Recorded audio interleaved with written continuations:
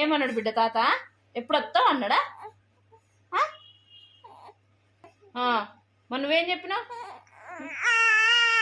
అట్లా రానని చెప్పినావా? అయ్యో ఎప్పుడు వస్తావని అన్నాడా?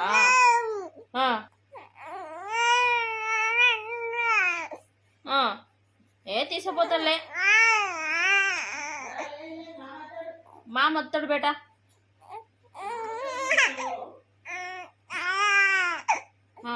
ఏడవద్దు ఏడవద్దు